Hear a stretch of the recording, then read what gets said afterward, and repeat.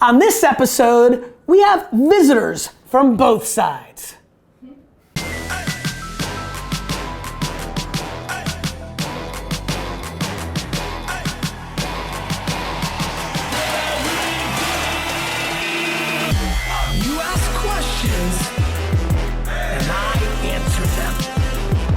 This is the Ask Garyvee show. 2, 3, 1. Yes. Good. Are you Ready? nervous? Very. You're nervous? Yeah. Why are you nervous? I always get nervous. I like that. I'm super not nervous. At all. Alright, ready? And action. Hey everybody, this is Garyvee, Nerdchuck, and this is episode 231 of the Ask Garyvee show. And it is a ridiculous show. This is a ridiculous show. There's a hodgepodge of things going on. There's so many stories here, and we finally got in a show. I know I've been traveling a bunch and we haven't gotten one in, so I'm glad we're doing that. So why don't we do this? Jake, why don't we start with you? Why don't you give a little 2 to 3 seconds? You know, I know everybody under 35 is gonna know exactly who you are, but I've got some 57-year-olds who I don't know. Oh, no way? Yeah, absolutely, they exist. Okay. Yeah, they're out there. Why don't you tell everybody 2-3 minutes about your career? This is a very interesting guy. I invested in his company. I've known his family for a little while now, but he's an absolute blueprint to the future, and so I'm excited about you being on the show. Thank you, man. I Yeah, appreciate go ahead. that. Give him 2 cents. Yeah, what's up, guys? I'm Jake Paul. I'm a social media creator. I'm an actor, and I'm also an entrepreneur. So kind of the three, trifecta. From Cleveland, Ohio. Moved out to Los Angeles to pursue entertainment. That led to a multitude of other things on a Disney Channel show. Have like 17 million followers now. Run a company called Teamdom, which has different divisions, which some of you might have heard of Team 10. That's really How's the it going? summary. How old are you? I'm 19. Yep. That fucking hurt. All right, we'll get back to that in a minute. Now, why don't you guys tell the Vayner Nation why you're here and a little bit about yourselves? Okay, so I'll say why we're here. You can say about Winbox. Okay, yeah, sounds So good. basically in March we went to London and we were at the VaynerMedia book launch, the Ask Garyvee book, and we ended up winning a competition. We were the only guys with a chocolate bar left. Here it is. Vayner Chocks. So this was how you entered into the raffle, and this was the winning Vayner Chocs. Is that it? Which Yeah. Helen had, so Helen won. I love it. 560, so I lucky number. Right, because there was a number on it. All Yeah. these had numbers, and I got a little Oprah'd out and started giving away random prizes. Yeah. What was the prize right before you? Do you know? Was it to win a trip to see the Jets with you? I don't know. That sounds I like. think it might have been to meet you in London as well. Might have Got been it. the first But one. you guys won the trip to the U.S. to be on the show, Yeah. and and that was you winning. Yes. So Were you excited? so excited. My legs were shaking. I got to stay. It's all a blur. So you guys are playing India's role today. You're asking the questions. Yeah. Good. And tell everybody a little bit about your thing. So I'm the managing director of Winbox, started it about 3 years ago, and then Helen joined the team about 6 months ago, and we're a specialist email marketing company, so we handle newsletters, email campaigns, email automation for different businesses. We're a small team, so there's 3 of us. So Heidi's back at the office. So couldn't come on a trip next time. Yeah. Next time, sorry. But we're growing quickly and hoping to catch up with VaynerMedia and email marketing in the future. And we've only got 3,000 followers, so if you can help us catch up with that. Awesome. All right. I think this is an appropriate time to getting into the show. So what is the first question? Okay, so the first question is, B asks, how safe would you play it when faced with the decision to quit your daytime job to be an entrepreneur? So Jake, you're such a young guy. You didn't go down the route. Did you ever have a job, like maybe when you were 14 and like I have my own landscaping company. So you were an entrepreneur from the get. Yeah. There was no like I'm gonna work at Fat Burger in Cleveland, Ohio. No, Okay. yeah. I don't know if they have Fat Burgers in Cleveland, Ohio, but just first company. Anyway, nonetheless. So were your parents or grandparents or anybody in your family entrepreneurs? Not really, no. My uncle was probably the biggest entrepreneur, but didn't like spend a ton of time with him, so kind of just Got it. like had the natural hustle for it, I guess. My dad was like, yo, you shouldn't get a regular job because like you're not gonna learn anything. You know, if you have a landscaping company, you're gonna learn how to negotiate. Like, So your dad was really pushing for it. Yeah, he was like, you're gonna learn how to like, set the prices, Yep. get customers, get recurring businesses, like, Yep. so. Yeah. I mean, look, anything that keeps you up at night is something that should be addressed. And so if it's really keeping you up at night, like you're not sleeping, you're stressed, you're thinking that I'm gonna have regret my whole life, I would take it very serious and I would play it not safe at all. If you're kind of full of shit and once in a while you think about it and once in a blue moon you think about it, well then I would play it safe. The punchline is this, way too many people are playing it half pregnant. You either do it or you don't. There is no in-betweens, and that's the bottom line when it comes to this. This is binary. You know I talk about entrepreneurial tendencies a ton, and that's fine. Who am I to judge just because I love entrepreneurship? You do you, but this question is silly because you don't need to ask a question on a show like this because if you really couldn't breathe, you wouldn't be doing it and you wouldn't even be worried about my opinion on it. Cool, let's move on. Lucas asks, when did Jake know his following on Vine started to go big, and what were 3 mistakes he made during the climb? So for a lot of you, Jake and his brother were big breakout stars on Vine, probably in that group of 40 to 50, 60 that really hit. Probably they had higher ranks, but I'm just trying to give you a sense of like how many Vine celebrities really popped. When did you know that there was something going on, and what were a couple of mistakes you made? Yeah. So it kind of all started with one video, and we both like grew like 5,000 followers. So Both of you. Yeah, and that was like the start of it, where we were like, oh my gosh, we got followers. This is the greatest thing. But then from then on, we just like took that viral kind of recipe of creating a video and replicated it, and that's when like we would gain like 5,000. Were you doing a lot of consistently. collaborations to get awareness? No, because we were in Ohio. Right. And so we were in Ohio. Well, what's her name's there? The dancing? Amy? Yeah, Amy, she's awesome. Yeah. We just couldn't Remember? ever link up, but yeah. Just like it's far to drive in Ohio. Like, Yeah. No, like No, driving 30 minutes is like, you don't do that. Like a 10-minute drive is far. Interesting. Really? I would have thought in like Ohio that like that would be the reverse. I feel like in New York, like one block's like, whoa. But like in Jersey, I used to drive like 40 minutes just to my friend's house. Yeah, that's not how it is. Wow, Ohio's gangster. Yeah. So what about mistakes, real quick on that? Yeah, mistakes, super important. I think some of them is I wasn't creating content like consistently. I didn't realize how important that was. Huge. And then I also wasn't always cross-promoting my different socials. So like my Vine got to like 5 million followers, and like I would never promote my Instagram. Right. But then Instagram is Became now more- bigger yeah, than sure. Vine, and so I wish I would have done that the whole entire way. Let me do a recall to my early days of influencer. I actually struggle to talk about my mistakes. It's like one of the weird things about me, and it's it's probably a very flawed thing, but I actually, as you were talking, reminded myself of one. No question in 06, 07, when I was a YouTube wine thing that was happening, I made the mistake of, even though I knew YouTube was gonna be huge, Vidler came along and offered me equity in their company to move my show on their platform, and I took the better business deal and I gave up the exposure. And I've only done that once because I always value exposure over everything. I do it all the time. It's always long term versus short term. It was such a good deal, and Rob and Colin, I love Vidler. And by the way, it had technology where you could tag videos, and I needed that because I was making 30-minute videos back when everybody was making 5-second videos. So it made sense, but I no question, as much as I want to finagle it, I took a short-term upside of a business deal over the long-term value of the awareness and the branding. So that's something, that battle of short and long-term is huge. Next.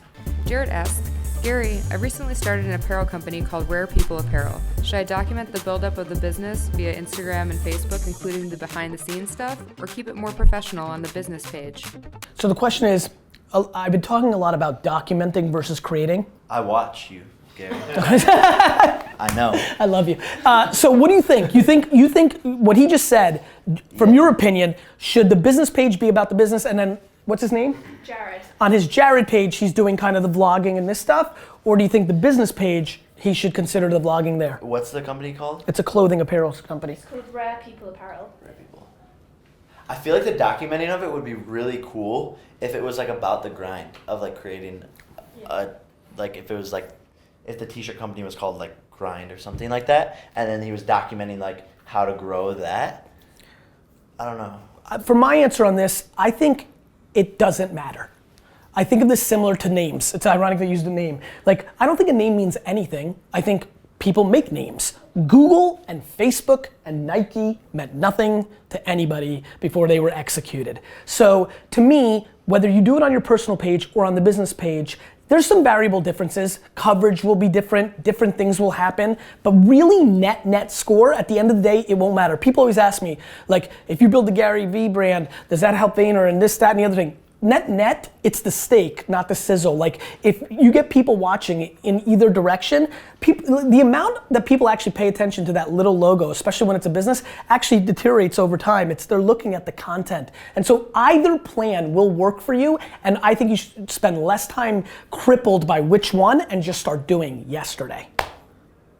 That's good. Next question is from Vincent Ericetti. Vincent asks, how do you explain to a potential client or partner the importance of social media, specifically Facebook, when they personally feel they failed executing in that medium and don't believe it worth the time and money investment? Have you ever had to have a conversation business-wise where somebody paid to make it to your world, an influencer where it didn't work out for them, but you were trying to convince them to work with you or people you rep or things of that nature?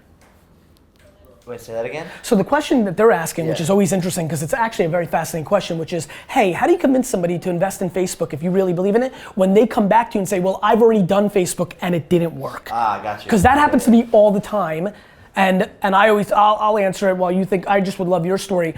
I always say, well, listen, what's the ROI of a basketball? I'm gonna go Cleveland, Ohio here.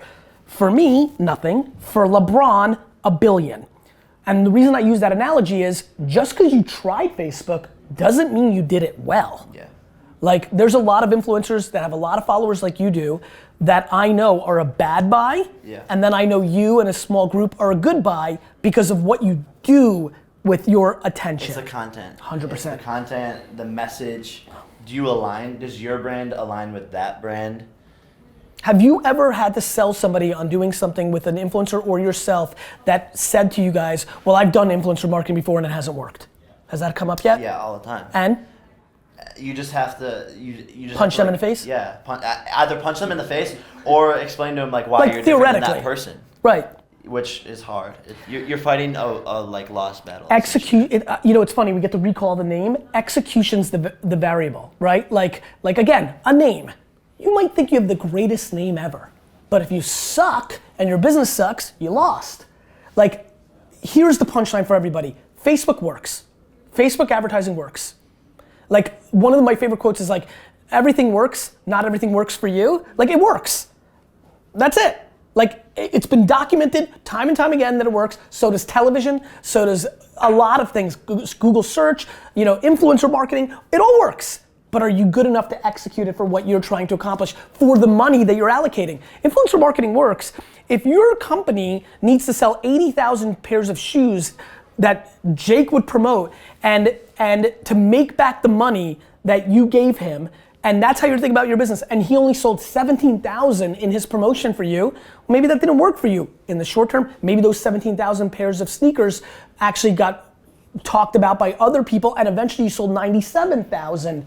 This all comes down to the basic theme of short and long-term strategy. It was brought up already in the show. That's where you have to weigh out things. But the thought that somebody, back to really answering his question directly, Vincent's, like, I think, ironically, I think Jake in his way absolutely answers it correctly, which is like, people tell me like everything doesn't work that we do. And we still built a $100 million company on it because everything that we do also works. The variable is the execution. The creative, the media planning, the production, like there's a million variables. The timing, what time you post has a variable impact. Have you guys ever, like as you were going through it and learning the game, did you realize that hashtags or what time you would post or when things were trending? Every little thing, yeah.